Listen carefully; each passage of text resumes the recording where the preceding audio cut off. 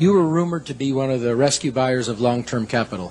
What was the play there? What did you see? Well, there's a story in the current Fortune magazine, one has Rupert Murdoch's picture on the cover, that tells the whole story of our involvement.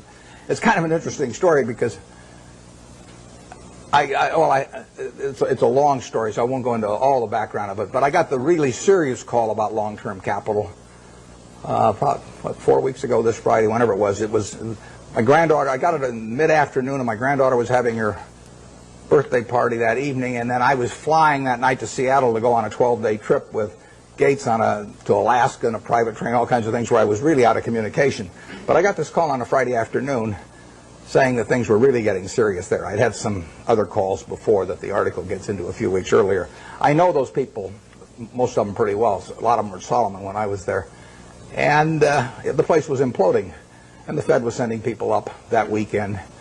And so between that Friday and the following Wednesday, when the New York Fed, in effect, orchestrated a rescue effort, but without any federal money involved, I was quite active, but I was having this terrible time because we were sailing up through these canyons, which held no interest for me whatsoever, in Alaska.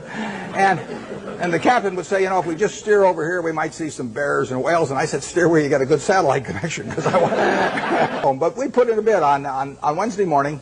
By then I was in Bozeman, Montana, and I talked to Bill McDonough, the head of the New York Fed, about 10 o'clock. They were having a meeting of the bankers at 10 o'clock that morning in New York, and I caught him. Right, we actually delivered a message to him. He called me out there in Wyoming a little bit before 10 New York time, and we made a bid. It was because it was being done at a long distance and everything. It was really the outline of a bid, but in the end, it was a bid for $250 million, essentially for the net assets of. But we would have put in $3.75 billion on top of that, and it would have been $3 billion from Berkshire Hathaway, $700 million from AIG, and $300 million from Goldman Sachs, and we submitted that, but we put a very short time fuse on it, because when you're bidding on $100 billion worth of securities that are moving around, you don't want to leave a fixed price bid out there very long, plus we were worried about it getting shopped. In the end, the bankers made the deal, and but it was an interesting period. The whole long-term capital management, and I hope most of you are familiar with it, but the whole story is really fascinating, because if you take John Merriweather and Eric Rosenfeld, Larry Hillenbrand, Greg Hawkins, Victor Agani, the two Nobel Prize winners, Merton and Scholes, if you take the 16 of them, they probably have as high an average IQ as any 16 people working together in one business in the country, including at Microsoft or wherever you want to name. So there's an incredible amount of intellect in that room.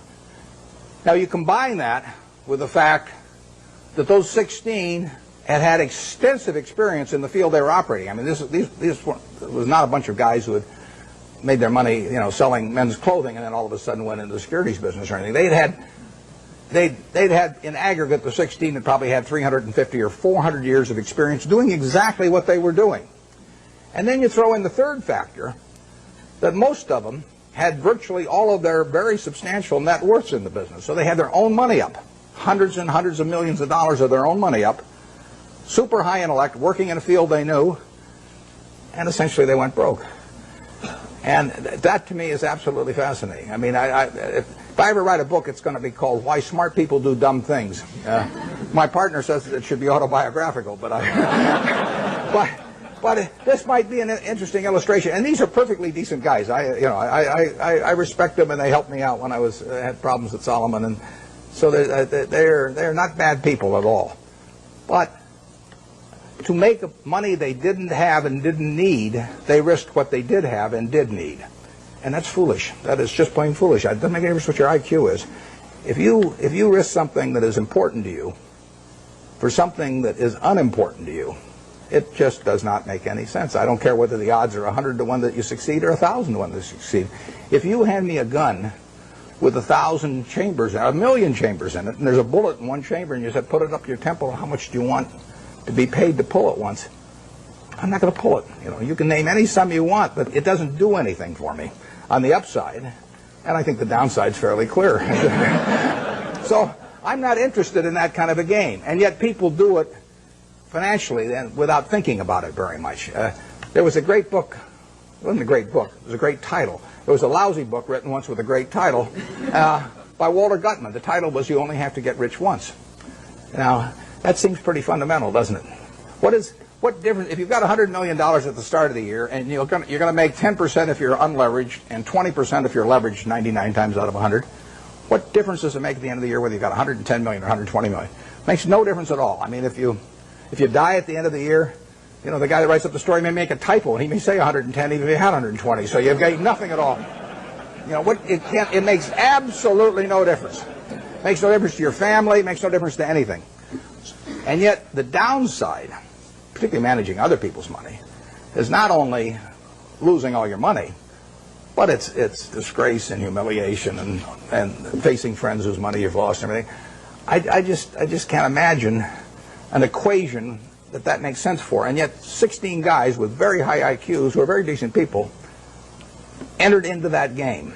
And, you know, I think it's madness. And it's produced by an over-reliance to some extent on things. You know, those guys would tell me back when I was at Solomon, you know, that a 6 Sigma event wouldn't touch us, or a 7 Sigma event. But they were wrong. I mean, their history does not tell you the probabilities of future financial things happening. And they had a great reliance on mathematics, and they felt that the beta of the stock told you something about the risk of the stock. It doesn't tell you a damn thing about the risk of the stock, in my view. And Sigmas do not tell you about the risk of going broke, in my view, and maybe in their view now too. But I don't like to even use them as an example because they are.